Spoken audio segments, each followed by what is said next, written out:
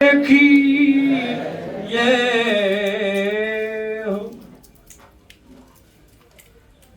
श्रीहित प्रेम विस्तारक श्रीहित मर्म सरायक नाद कुल भूषण श्री दामोदर दासी महाराज श्री सेवक महाराज की जय।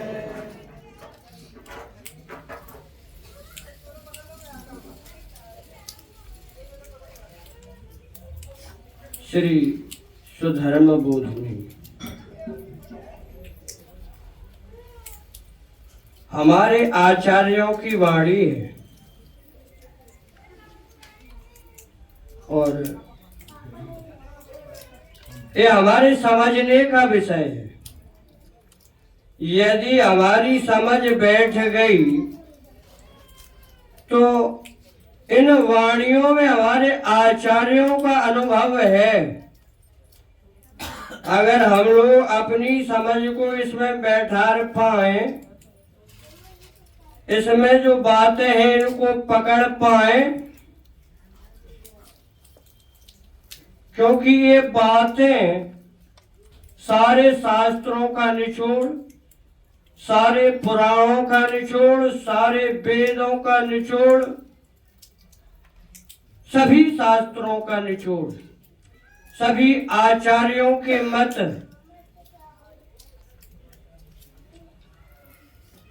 इसमें कहे गए हैं। अगर हम अपनी समझ को सही से बैठार कर उनमें लिखी जो वाणी है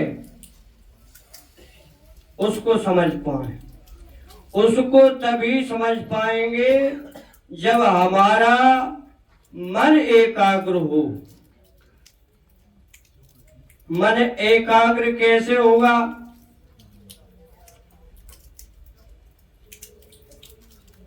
जब हम एक समय में एक ही कार्य को करें।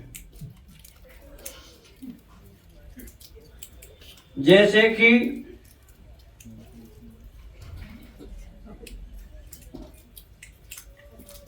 बाहर है नैनन परवारों कोटिक खंजन, तो हमारा मन भी नैनन परवारों कोटिक खंजन में ही रहना चाहिए। इस प्रकार से हम अपने आचार्यों की वाणी में मन को लगाएंगे। सभी लोग ध्यान पूर्वक, कोई किसी का फोन आए उठाना नहीं है, सब अपने बंद करके रख लो। बहुत महत्वपूर्ण समय है और इस समय की महिमा को समझो। तो इसलिए आप जो यहाँ तक आए हो तो बड़ी गंभीरता से हमारे आचार्यों के जो अनुभव है उनको समझने का प्रयास करेंगे। बोलिए श्री सद्गुरुदेव भगवान की जय। मूल में जो प्रतीक दी है वह उपरोक्त छांदोग्योपनिषद के 7वें अध्याय में देखी जाती है। श्रुति में श्री सनत कुमार और श्री नारद जी का संवाद है। नारद जी सब वेद वेदांग उपांग तथा और सब विद्याओं के ज्ञाता होते हुए कहते हैं कि केवल मंत्र जानने वाला हूं,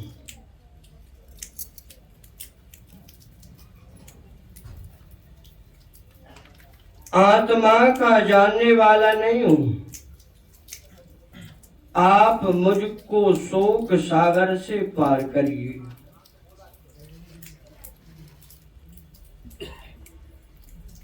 इस पर सनत कुमार ने कहा कि तुमने जो पढ़ा है वह सब नाम है।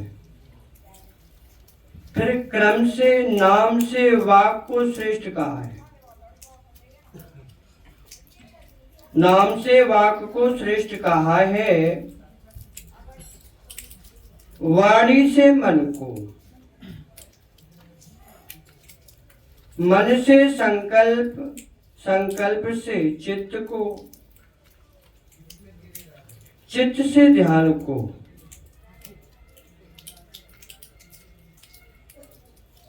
ध्यान से विज्ञान को, विज्ञान से बल को, बल से अन्न को,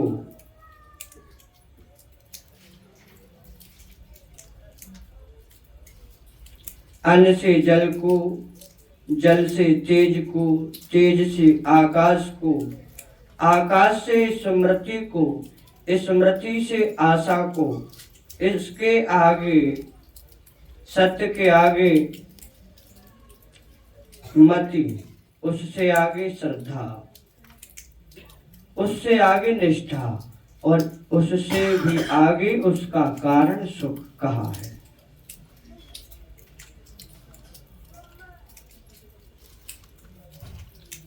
सुख का वर्णन करके यह कहा है कि जो भूमा है वह सुख है।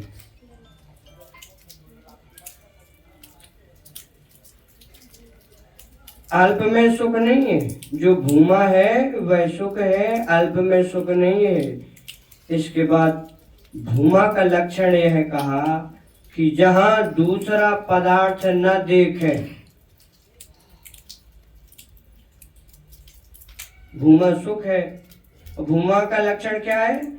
जहां दूसरा पदार्थ न देखे, न सुने, न जाने, उसका नाम भूमा है।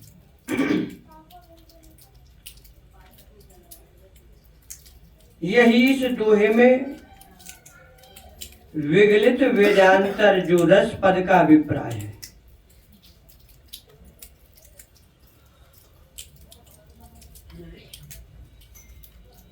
क्योंकि जहां दूसरी वस्तु को देखना, सुनना या जानना है, उसी का नाम अल्प है। जो भूमा है वह अमृत है और जो अल्प है वह मृत्य संसार है।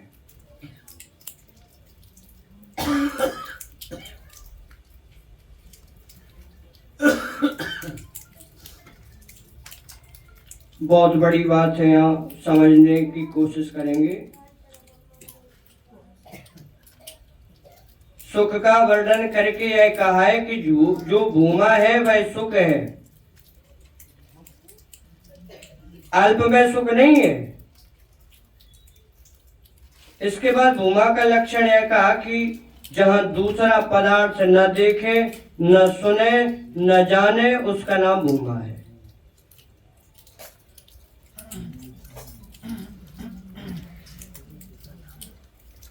यही इस दोहे में विगलित वेदांतर जो रस पद का अभिप्राय है।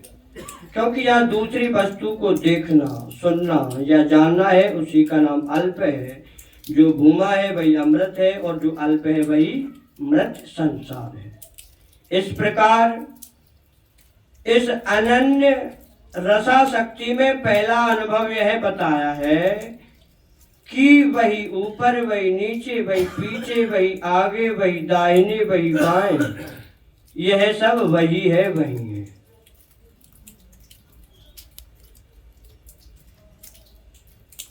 पहला अनुभव, वही ऊपर, वही नीचे, वही पीछे, वही आगे, वही दाहिने, वही बाएं, यह सब वही है।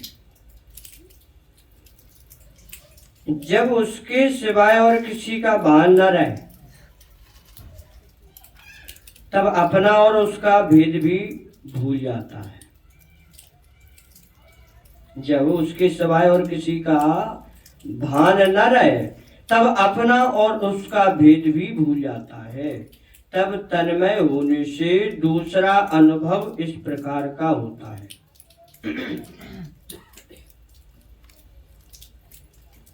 मैं ही ऊपर, मैं ही नीचे, मैं ही पीछे, मैं ही आगे, मैं ही दाएं, मैं ही बाएं, मैं ही यह सब हूं।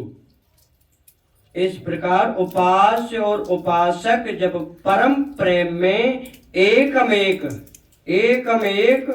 हो जाते हैं, एकमेक हो जाते हैं, तब आत्मा अर्थात अपने प्रेमी निज रूप का अनुभव हो जाता है। बहुत बड़ी बात है, समझने का प्रयास करेंगे। जब उसके सिवाय और किसी का भान न रहे तब अपना और उसका भेद भी भूल जाता है।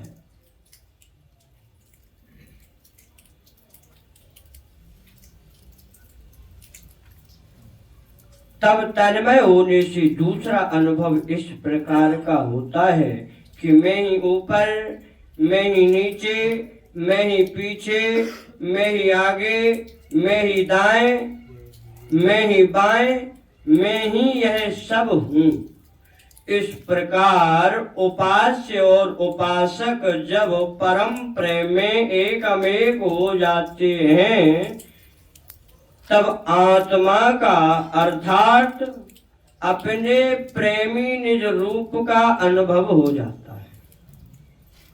अतः आत्मा शब्द वस्तु के लिए कहा है क्योंकि आत्मा ही सबका सार है और उसी में प्रियत्व का अतिशय है।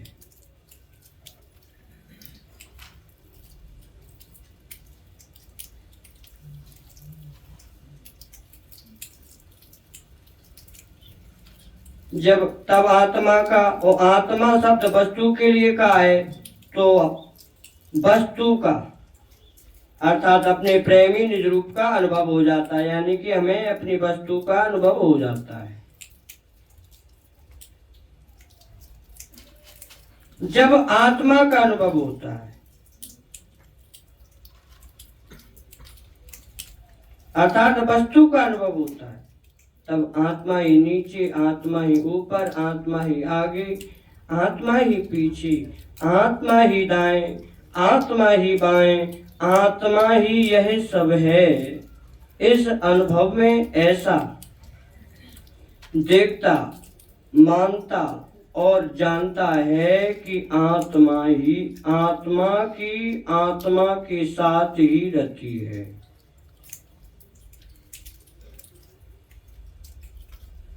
आत्मा के साथ ही क्रीड़ा है, आत्मा का जोड़ा है, आत्मा ही आनंद है। तब यह स्वराट होता है। उसी सब लोकों में मनमानी गति होती है।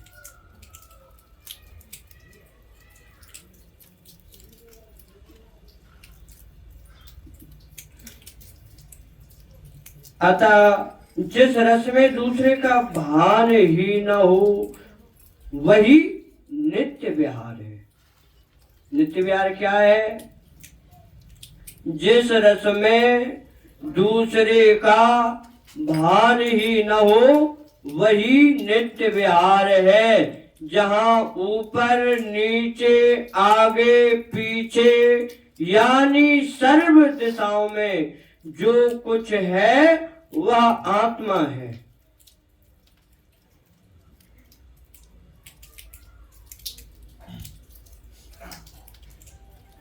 और उसी की प्रेम स्वरूप जोड़ी जहां परस्पर विलसती हैं। यही बात इस ग्रंथ में कही है कि श्री राधा की आत्मा श्री कृष्ण है और श्री कृष्ण की आत्मा श्री राधा है। श्रुति में भी गौर श्याम दो आत्माओं का वर्णन, श्रुति में भी गौर श्याम दो आत्माओं का वर्णन वेदांत सूत्र में सिद्ध किया है।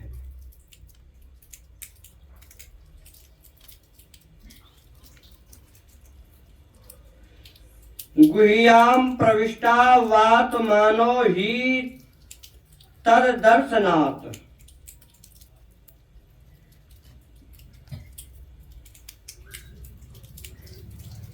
वेदांत सूत्र है। इसी प्रकार पहले तीनों प्रकरणों में श्री गुरु को वस्तु प्रतिपादन किया है।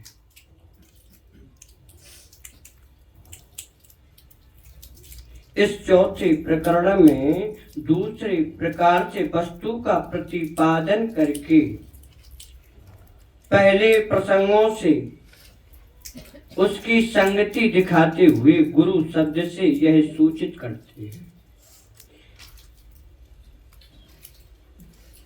कि यह जो आत्मा अर्थात हृदय है वही गुरु है। इस विषय में प्रमाण भी है, आत्मा के गुरु आत्मा ही है। यह श्री गुरु लाल जी के हृदय में प्रियाजी रूप है। यह श्री गुरु श्री लाल जी के हृदय में प्रियाजी रूप है। श्री प्रियाजी के हृदय में श्री लाल जी रूप है और सखियों के हृदय में युगल प्रिया प्रियतम रूप है।